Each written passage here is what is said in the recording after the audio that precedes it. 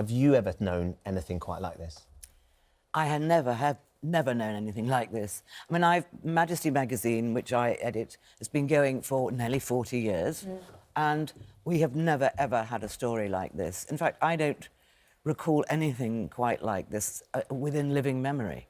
Well, whose decision do you think it was? Was it Prince Andrew suddenly realising that actually that interview was a terrible mistake and that he hadn't said the right thing and that the backlash was massive and he just needed to do the dignified thing?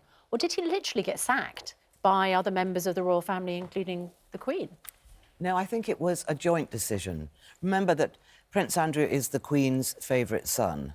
She's not going to suddenly say, you've got to step down. Why do we know that he's her favourite son? Well, we don't know for sure. It's always alleged. We talk about rumoured to be the Queen's favourite son, but I think what the Queen also has is a very astute sense of the monarchy's popularity and public perception of the monarchy, and she's demonstrated that throughout her reign. And really, I think, once we saw charities and patronages start to say that they potentially didn't want to have anything to do with him, this was the only direction in which this could have gone. I don't see how he could have done anything else once that started to happen. If you are a chief executive or you have any other job, then obviously once you're sacked or if you resign, you can disappear from that. But if you're a member of the royal family and that is your job, how do you remove yourself from that role? In what way are we not going to see Prince Andrew anymore? And that surely there are some duties, events where he will have to continue to appear. Exactly. It's a very unique situation because this is a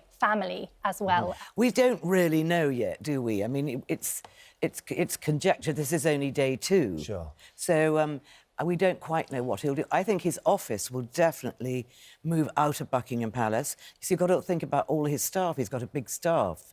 He will probably work from Royal Lodge, which is his home in Windsor Park, and have a small office. So whether or not he'll still get his payment from the Queen, his mother... Well, we're led to believe that he's not going to get that. Oh, right, he's not going to get that. Well, then we don't know. The office goes pretty quick. He's got to do something. I mean, it's interesting because you were talking about the fact that he was a very bouncy young boy and sort of the Queen adored him. We've not seen as much of him compared to sort of obviously his brother, Prince Charles, and some of the other members of the royal family over the last few years. What sort of a person, how is he regarded amongst the royals now and within the charity world? Is he a sort of was he a great figurehead for the royal family, or had he become slightly different to that young, bouncy, friendly boy that you described? I think he'd become slightly different because of being... Well, it's really because of the Epstein. I mean, Epstein was his total downfall. No one was exactly sure where his extra income came from. And I think... So he's been dogged by sort of debate for many years now. Was he well-liked, Victoria? Well, I think this statement is the best that he's represented himself over this whole issue. I mean, that interview was an absolute disaster. He completely neglected to say the things that he needed to say. And I think this statement has a much more humble tone, but it is just too late. Because it's being crafted by somebody else? Potentially. I mean, we don't know. I'm sure he had a hand in it, but that's what it feels like. The difference from Saturday when he did the interview with Emily Maitlis to that, just on Thursday morning, is... Yeah. It's definitely not his words. It's definitely words that have been put down for him. But as you say, they're words that he should have said. Yeah. I continue to unequivocally regret my ill-judged association with Jeffrey Epstein. His suicide has left many unanswered questions, particularly for his victims, and I deeply sympathise with everyone who has been affected and wants some form of closure. I can only hope in time they will be able to rebuild their lives. I mean, you know, in a whole interview, the fact that those words weren't mentioned, just highlights how badly judged that interview response was. It's absolutely shocking. And also, I think what's really been his downfall here is that this hasn't just been some kind of media storm where commentators have been criticising what he said. This has been members of the public watching that interview for themselves. I haven't seen a single person try to claim that it went well or that he did well or that he said anything that he should have said. The polls have shown that people don't believe him, quite frankly. There's going to be enormous pressure on him, relentless pressure now, unless he goes and does an interview with law enforcement or the investigation or... I think he will, though, won't he?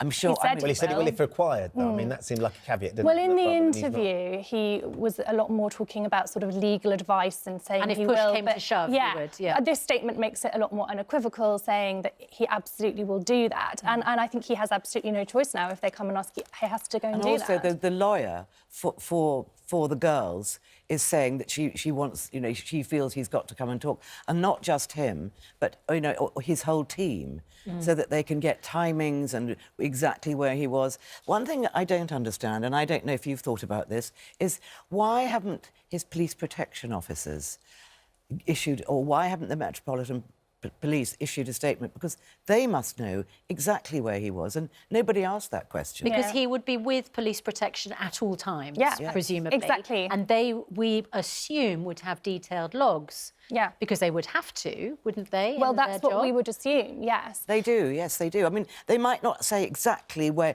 They would say we're in Woking, for instance, but they might not say we are at Pizza Express in Woking. But they do have logs, and they're not thrown out. I mean, whenever you try to speak to the Metropolitan Police to get any information about royal protection, you are shut down completely. You're told, you know, we don't discuss royal protection. That we can't put in sort of freedom of information requests to find out anything about that.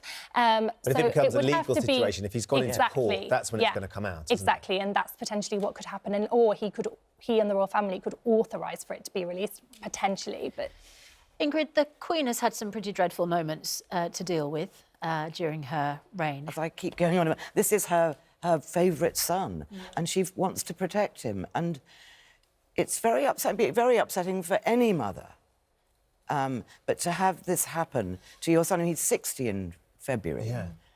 Does it, Victoria, I mean, that's an interesting point, isn't it? Any mother would get very protective of this sort of situation, but how does the Queen handle that in a way? Because, of course, at the moment, he and his profile is very caustic towards the royal family. exactly, and I think she has a very astute awareness of this, and I think that's why this decision has been taken. I mean, we've seen people be very outspokenly critical towards the monarchy as an institution in the last few days, which is when it starts to become very damaging for them. Yeah. All right. Thanks both very much indeed, Victoria Murphy and Ingrid Seward. You do wonder about Christmas this year at Sandringham, don't you? Around the Christmas. I mean, you know that sort of Harry and Meghan won't be there. It might be the best place to be, somewhere abroad. And also, we think we all feel very sorry for Princess Beatrice and Eugenie. Of course. I mean, it's absolutely awful for them, because they are a very tight-knit, loyal family, and I think that is a huge sadness for them. It's a mess, that's for sure. And at the heart of it, you know, victims of Jeffrey Epstein who have to go through this every time, you know, it's dragged up. And that's a shocking situation as well. Thank you both very much. Thank you.